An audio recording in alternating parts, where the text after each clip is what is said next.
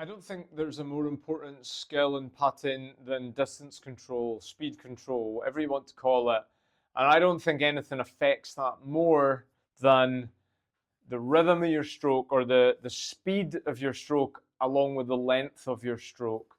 And I don't think enough golfers pay proper attention to that in their stroke. That's just based on the lessons I do. I see loads of people having kind of issues in this area, and then as a result having issues around speed control. So, and the number one cause I would say where it goes a bit wrong is that they don't use their backswing effectively.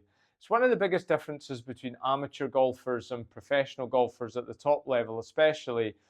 They would generally, the top golfers would use their backswing appropriately to generate speed, to generate momentum on the putter head. So then they're almost just kind of coasting through the ball. Whereas a lot of amateur golfers would go back quite slow, and then they've got to really change the pace. So the stroke's a bit jerky because it goes back slow through very quick to make up for that. You know, the brain knows if you've gone back, the brain knows you're not going to make that ball go as far as it needs to go. So you react with a kind of rapid acceleration. It's one of the single most common things I see in putting lessons of all levels of amateur golfer and even some professionals. But most of the top professionals on the tour now, as I said, they are really dialed into that kind of faster backswing, longer backswing. They keep a follow through usually a little bit shorter than the backswing was. I'm not saying everybody does it, and I'm not saying it's the only way to putt well. If you have a short and slow backswing, accelerating follow through, and you putt really well, just keep doing it. But you're probably not watching this video if you putt really well. You're wanting to get better and you're maybe having issues. So this video is about using the backswing effectively to help you control speed. All right. So what I've done here is I've put 5 tees down. The first tee is where my putter face starts. I've got 1, 2, 3, 4 length of backstrokes. If you measure your putter head, most putter heads are 4 or 5 inches toe to heel. So mine's like 4 1/4, but I've gone a little bit more than a putter head each time. So I'm about 5 inches a time. So 5, 10, 15, 20. All right. So if you're talking centimeters, so it's about 4 inches to 10 centimeters. So you could even do 10, 20, 30, 40 centimeters if you think in those distances and measurements. So I've got my tees down, set up. If I was on real turf, I would just spike them into the ground. Start off, don't rush to hit putts. Just take some practice strokes and really pay attention to the kind of rhythm of your putting stroke. I want you to stroke putts, not hit putts, all right? So, nice and smooth. It's like smooth but not slow. Don't be robotic with it. I see way more issues with really slow tempos than I do with fast. So, and you don't need to be exact to your tees. So you can do it like that, but you take your practice strokes and you just go one after the other. Or you can take multiple from the same one. I'm actually going a bit quicker there than I would practice, so I don't want my video to be too long for you. But I would actually pause the finish each time, even just for half a second. That little paused finish, it's good for building a routine. Good golfers love routine, but also it actually lets your brain take in what you're doing and pays it. You know, you want to pay attention to the feels. The more you do that, the more you know your stroke well, you know your rhythm, all right? So we've got a few practice strokes done. Then you're going to start putting. So you can start off with a putt from the first tee. And then you've got choices. You could then do a putt from the second tee, third tee, fourth tee in that order. Or you could do multiple putts from the first tee, then multiple from the second, multiple from the third, multiple from the fourth. You could also just start going random. And actually, over time, I would encourage you to do all these things. And what you're going to do at first, and this is how you can just practice this at home. I don't even have the room here for these putts to get their full rollout, I'm putting into a towel down there, and that's going to make me pay even more attention to what my rhythm and my flow feels like. And I'm less bothered at this point on how far the putts actually go. But once you've then done a bit of work like that, you would want to see how far the putts are going. All right. So I would then, you could do, right, say I was going to the third tee there. You could use other tees for a equal or shorter follow through. The one I would avoid is the short to long. That long follow through is usually the byproduct of the accelerating hit type stroke, which causes more people problems. And it also, that is a byproduct of a slow backswing. So if you want a number, I like the follow through, and it is very much player dependent, but something like 70 to 80% of whatever the backswing was. So if you were doing a 10-inch backstroke, you're going to have a 7 or 8-inch follow through. You don't need to do that. That's just an option if you want to do it. You can have a tape measure down here and do it like that. But I would just concentrate on whatever my backstroke was. I'm just trying to keep my follow through a little bit shorter. I won't overly think of that in the golf course. This is training. This is where I'm trying to build a good, consistent putting stroke. So I'm going to go to the third one now. So I'll take my practice strokes. My practice strokes are rehearsals. So if you want, you can even watch your putter head at first when you're doing this to just check you're pretty good at getting to the tee.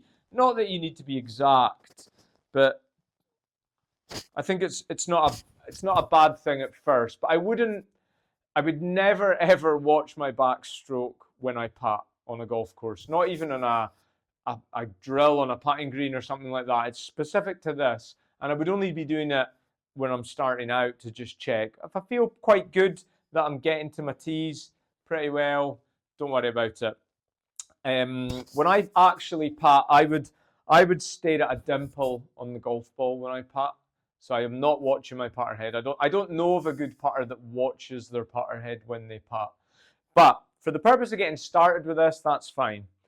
Once you've done quite a bit of practice on the 4 different length of backstrokes, and do it plenty practice strokes as well. Take your time. Think about quality over quantity. Those are the 3 words I use a lot. Really try and beat that drum to golfers. It's not about 1,000 putts in an hour. It's about quality. So you're taking in what it feels like. How does the rhythm feel? Does it feel good? The more you get in tune with your rhythm, the more chance you'll build a consistent stroke. And we all do it when we hit a bad putt, did your rhythm feel out there? So you hit a putt way too hard or way too soft on the golf course, you might be like, well, yeah, I can explain that because I can feel my rhythm was out.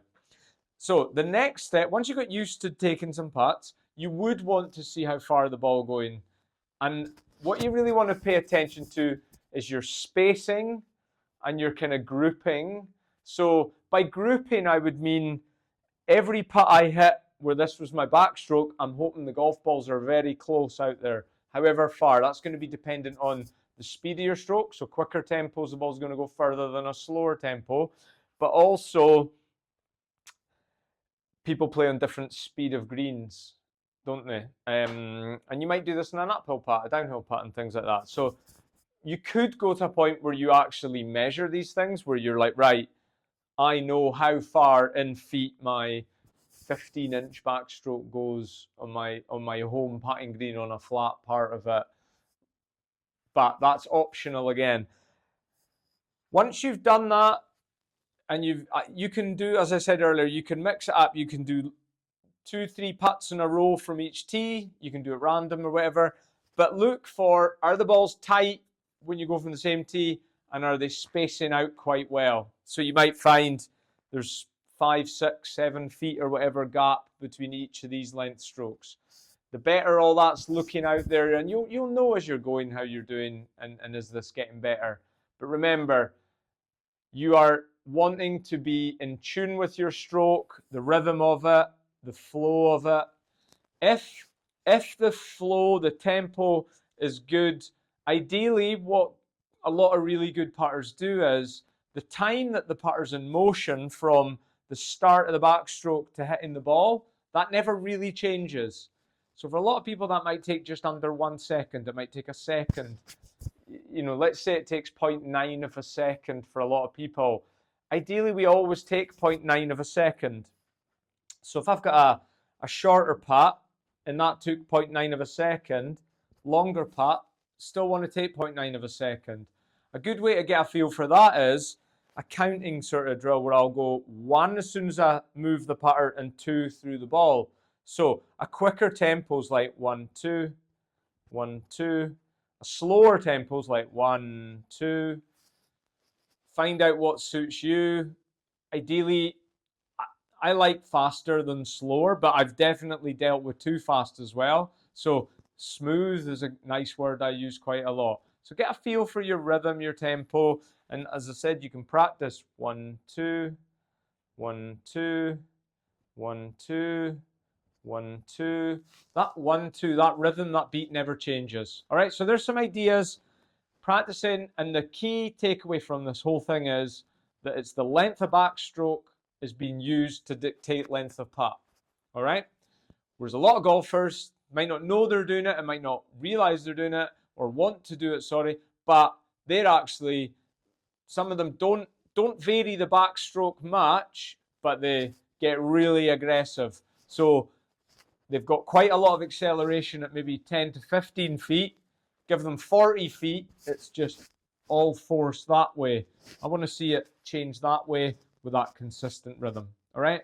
Any questions on this, please get back to me. Write in the comments. I will reply to them.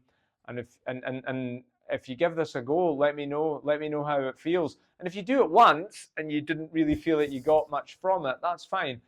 Don't, you got to stick with things. One of the biggest, differences you see with people that get really good at stuff is they persevere a bit more. They don't try something once and think that didn't work and give up. They commit to things for longer periods of time. I'm very confident this will help you control speed, which will help you take less putts, which will help you shoot lower scores, which is what we're all trying to do. All right, thanks very much for watching and appreciate it.